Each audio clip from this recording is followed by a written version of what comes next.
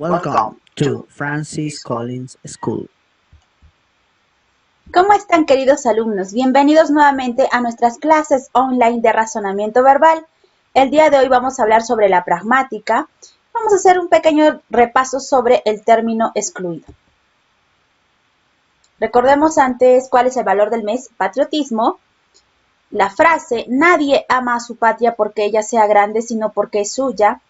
La confesión de fe porque, ¿quién conoció la mente del Señor? ¿Quién le instruirá? Mas nosotros tenemos la mente de Cristo. Lo encontramos en 1 Corintios 2:16. Bien.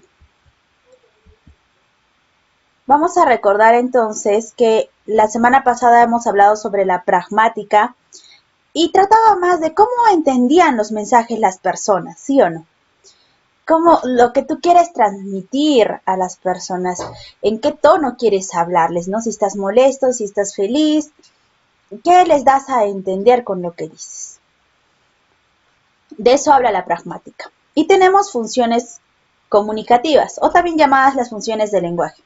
¿Y cuáles eran ellas? Era la función representativa, apelativa, fática, expresiva, estética y metalingüística. La función representativa era informar algo real, ¿sí? La función apelativa era un orden, un mandato, un ruego, ¿ya? Pero siempre va a querer que haga algo el receptor. La función fática es para mantener la comunicación, ¿sí? Para que continuar la comunicación, que no quede ahí. La función expresiva es cuando estás muy alegre, muy triste, no sé, vas a expresar tus emociones con la función expresiva. La función estética es para adornar mi mensaje. Y la función metalingüística es hablar del, ¿sí? De la lengua en sí misma. O sea, todas las reglas ortográficas posibles, todo lo que estamos avanzando en literatura, razonamiento verbal y lenguaje. Hablar de la lengua en sí misma. Entonces, una vez que hemos repasado esto no lo vas a copiar, ya lo tienes en tu cuaderno. Vamos a la práctica. Mira, esto sí vas a copiar. Vamos a identificar entonces, aquí en este diálogo, qué intención tiene, ¿sí? ¿Cuál es la función comunicativa que predomina en cada, ¿sí? En cada diálogo, en cada comunicación que tienen ellos, ¿ya? En cada comunicación que tienen ellos. Bien, por ejemplo, ¿no? Acá Paco es lo que le dicen. Hola, Briana, ¿cómo estás? ¿Qué es lo que está haciendo Paco acá entonces? Ah, ya, está iniciando él la comunicación. Ah, ya, entonces, ¿quién es el que mantenía la comunicación? ¿Sí? La función fática, ¿sí? Continuamos. Briana.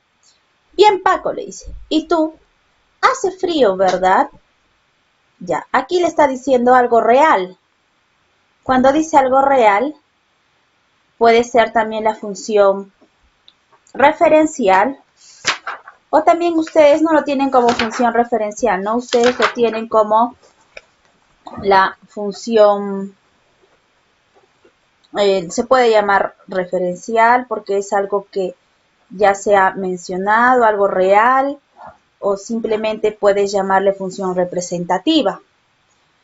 Pero no solo tiene aquí la función representativa, sino que Briana está continuando, ¿sí? Está continuando la conversación.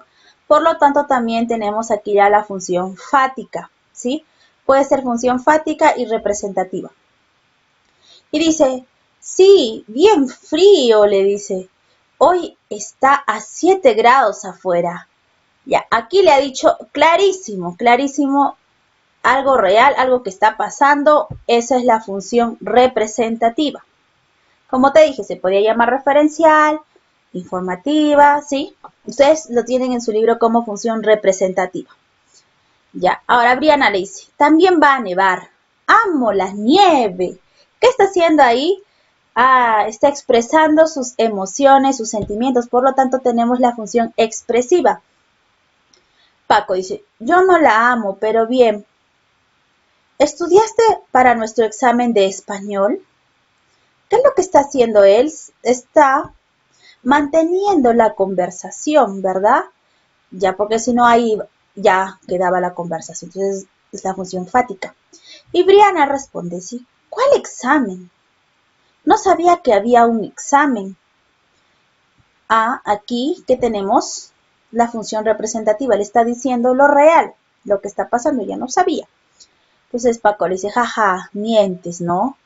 Es hoy por la tarde. Igual, le está dando una información. Cuando te da una información, pero no cualquier información, ¿no? Acá le dices, es hoy por la tarde. Entonces, ¿aquí qué está haciendo? Sí, tiene aquí la función expresiva, porque dices, ¿cómo es posible que no te acuerdes, no? Algo así. Ahora dice Briana, sí, estoy jugando. Claro que estudié. Recuerda que hay 7 funciones de lengua. Ah, cuando se hablaba de la lengua en sí misma, ¿de qué función hablábamos? Hablábamos de la función metalingüística. ¿Sí? Hablamos de la lengua en sí misma. Entonces, esto tienes que copiarlo en tu cuadernito, ¿sí? Simplemente pones aquí ejemplos, nada más, como subtítulo, porque seguimos en el mismo tema. No tienes que agregar un título. Continuamos. Entonces, estamos poniendo en práctica lo que hemos aprendido. Dice, selecciona la función del lenguaje más cierta de las siguientes oraciones. Repasa este tema aquí. Ya vamos a repasar entonces. El abuelo de tu madre es tu bisabuelo. Simplemente le está dando una información. Nada más. No está el abuelo de tu madre. No. Está dándole solo una información. Entonces, cuando solo se daba una información, yo tengo aquí a la función informativa. O también tú la tienes como cuál, como te dije, ¿no? La función representativa. En tu caso sería representativa. Si quieres, ¿no? Puedes cambiarla acá, representativa, porque así lo encuentras en tu libro. Pero tiene también el nombre de informativa. Como les hace rato me quedé pensando, porque tiene muchos nombres en realidad. Tiene nombre de referencial, informativa o representativa. O sea, tiene 3 nombres. ¿Ya? Bien. Cuando te informa algo real. Ahora dice Pepe, tráeme una cerveza, por favor. ¿Aquí qué está haciendo? Está dando una orden. Entonces, cuando da una orden, ¿qué función tenemos? La función apelativa es cuando da un orden, un mandato o un ruego, porque quiere que el receptor haga algo. Sí, tienes mucha razón. Aquí está. Función apelativa. Ahora vamos, por favor, a la página 84 de sus guías y vamos a resolver. Sí, primero el texto 1. Origen de los jesuitas. En el interior del País Vasco, en un lugar rodeado de montañas y de verde y montañas, ¿sí? Donde parece que llueve siempre, hay una pequeña localidad que se llama Loyola. El significado de esta palabra en castellano viene a ser lodazal. Y sus campos están regados de ovejas y caseríos con tejas. La construcción característica vasca. Entre esos bosques de hayas y robles nació a finales de 1491 Íñigo de Loyola, militar de familia noble que fue herido en Pamplona, en las guerras entre castellanos y franco-navarros. Durante su convalecencia leyó varios libros de santos que lo llevaron a cuestionar su vida. Renunció a todo y, unos años después, fundó la Compañía de Jesús, orden religiosa de la Iglesia Católica, conocida popularmente como los jesuitas. Y entonces estaba diciendo, ¿no? ¿Cómo fue que se fundó esta compañía? Entonces dice acá, ¿cuál es el significado de la palabra Loyola en castellano? ¿Cuál es? Aquí está. Es lodazal. Ya es lodazal. Acá dice, ¿no? El significado de esta palabra en castellano es lodazal. Entonces, esto era literal. Literal esta pregunta. ¿Cuál es el propósito comunicativo del texto? ¿Por qué? Ya a ver, ¿qué te quiere dar a entender? ¿Qué función sería? A ver, ¿qué función comunicativa aquí predomina? A ver. Fácil, solo me está informando, no hay acá nada de motivo, no te está dando una orden, no está hablando del lenguaje en sí mismo, ¿no? Entonces yo digo, es informarnos acerca de quién fue el fundador de, ¿no? El orden de los jesuitas. Acá está, ¿no? ¿Quién fue el fundador del orden de los jesuitas? Íñigo de Loyola. Bien. Considero que Íñigo de Loyola hizo bien en abandonar todo para fundar la orden de los jesuitas. ¿Por qué? ¿Tú qué consideras? La respuesta es libre, ¿no? ¿Lo consideras sí? ¿No? ¿Está bien lo que ha hecho? ¿Fundar esta compañía de Jesús? Bueno, si nos basamos en la Biblia, yo creo que está bien porque muchas personas, ¿no? Los discípulos de Jesús dejaron todo para seguirlo a él. Entonces, si él se consideró un discípulo, entonces probablemente es por eso que dejó todo. Ya, pero la respuesta es libre, tú puedes colocar lo que tú piensas. ¿Qué es el arte? Ese es el texto 2. La palabra arte posee significados muy diversos. Designa unas veces el procedimiento habitual, apoyado en un conjunto de reglas para hacer alguna cosa, arte de cocinar, arte de tallar la piedra. Indica también la habilidad o maestría en ejecución, trabajo hecho con arte. Y se aplica asimismo a ciertas actividades manuales u oficios, artes gráficas, arte de la albañería, ¿sí? Pero comúnmente se emplea con otro sentido. Arte es la actividad espiritual por medio de la cual el hombre crea obras con el fin de la belleza. ¿Cuál es el significado que comúnmente se emplea para la palabra arte? Y acá dice, designa procedimiento habitual, apoyo un conjunto de reglas, pero es una cosa ya. Indica también la habilidad o maestría y se aplica a sí mismo a ciertas actividades manuales, ¿no? Pero comúnmente, acá dice, se emplea con otro sentido. Arte es la actividad espiritual. Y ahí dice, entonces, ¿cómo eh, se da el significado común de la palabra arte? Acá. Es la actividad espiritual por medio de la cual el hombre crea obras con el fin de la belleza. Ya, todo eso tienes que copiar. Y era literal. Vamos, ¿qué función comunicativa predomina en el texto? ¿Por qué? A ver, jóvenes, piensa. ¿Qué función no predomina acá? Dice, la palabra arte posee significados. Significados. Yo estoy hablando de los significados. Designa a veces un procedimiento habitual. Y después digo, arte es la actividad. Sigo hablando de los significados de arte. Entonces, los significados de arte, ¿dónde yo los puedo encontrar en un diccionario? Y un diccionario va a hablar de la lengua en sí misma. Y cuando se está hablando de la lengua en sí misma y todo con respecto a, ¿no?, las reglas ortográficas, sinónimos, antónimos, analogías, todo eso, ¿qué función es? Es la función metalingüística, ¿no? Porque el autor emplea su lengua, el español, para referirse a un elemento de la misma. Estamos hablando de la palabra arte y su significado. Entonces, ¿qué significado considero que es el adecuado para definir el arte de la pintura? ¿Por qué? A ver, ¿qué significado tiene el arte de la pintura? Aquí también la respuesta es libre, ¿no? Entonces, tú podrías responder esto. Vamos a continuar con la página 85. Dice, la formación ética. La sociedad actual está sumergida en un proceso de cambios profundos y de redefinición de ciertos valores. En este sentido, la escuela necesita replantear sus objetivos hacia la modificación de conductas y actitudes que se alineen a la dimensión ética que nuestra sociedad considera valiosa. La formación ética del ser humano es fundamental porque tiene que ver con la moralidad, que se refiere al conjunto de normas y valores que asumimos y según los cuales nos conducimos en la sociedad. Se requiere ser una persona moral y no lo es aquel que es dominado por sus impulsos e inclinaciones naturales. Hay valores éticos que permiten la convivencia pacífica y la garantía de que el hombre sí se oriente hacia el desarrollo humano y social. Entre estos valores están la libertad, la dignidad, la justicia, la solidaridad. La libertad consiste en el reconocimiento de la autonomía de la persona para decidir sobre sí misma. La dignidad humana es el valor por el cual se concibe al hombre y no al hombre cosa. lo cual implica respetarlo y no tratarlo como objeto. Este valor se opone a cualquier tipo de discriminación.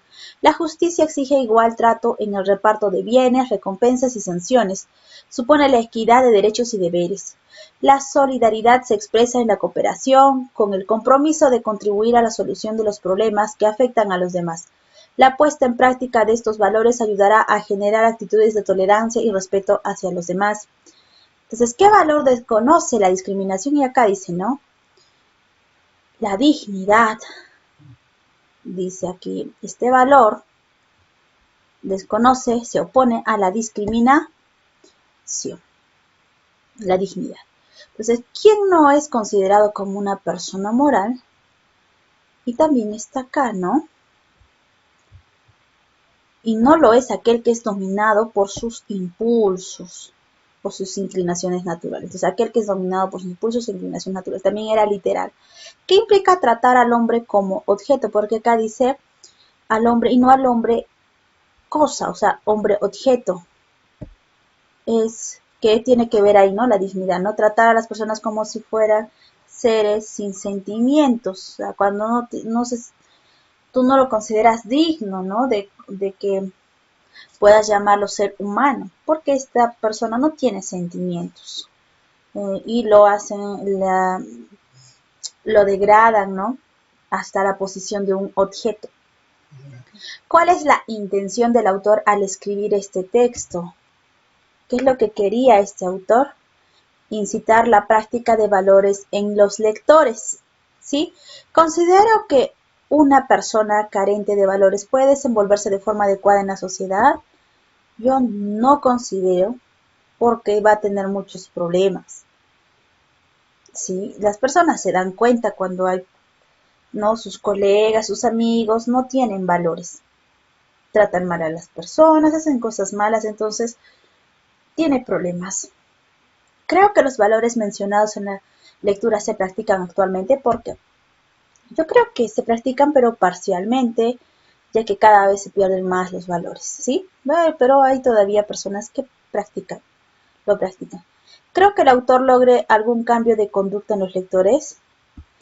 Yo pienso que sí, ¿ya? Puede ser, porque hay personas que leyendo, ¿no? Estos valores van a reflexionar y cambiar. Así como tú tal vez puedas cambiar, ¿no? Reflexionar y decir, no, sí, la dignidad es importante, la justicia también. Sí, jóvenes. Entonces, la tarea que te he dejado el día de hoy, hemos hecho, ¿no? La práctica sobre la pragmática, y hemos hablado hoy día también sobre las funciones, pero esta es su tareita. Te voy a ayudar solo en las primeras para que sepas cómo resolverlo. Discrimino y subrayo el término excluido y escribo el criterio. Primero tengo que subrayar cuál es el término que no corresponde. Mira, en la A hay uno, en la B hay otro igual. Entonces, pero digo derrochador, cicatero, gastador, despilfarrador. Entonces, si no conoces las palabras, un diccionario te puede ayudar mucho. Entonces, lo que yo voy a hacer es subrayar, ¿no? Acá, cicatero, subrayo. Ahora, ¿por qué yo he eliminado este término? Lo he eliminado, porque no presenta el mismo significado. Ya, así es como tienes que resolver eso. Bueno, aquí solo tienes que marcar, ¿no? El término excluido, igual aquí, y vamos al ejercicio 11. Dice lo mismo, mira, reconozco y subrayo el término excluido. Ya, primero vas a subrayar el término excluido, vas a elegir uno de aquí, y luego vas a escribir el rasgo común que comparte cada grupo de palabras. O sea, aquí te estaba diciendo qué criterio has aplicado. Aquí aplicando no presenta el mismo significado, no presenta el mismo nivel de generalidad, no lo sé, ¿no? Hay tantos criterios, tú tienes que ir a buscar la teoría. Ahora, aquí yo tengo que subrayar el término excluido y tengo que ver ahora los demás. ¿Por qué? Pues todos se relacionaban y estoy eliminando a este, ¿no?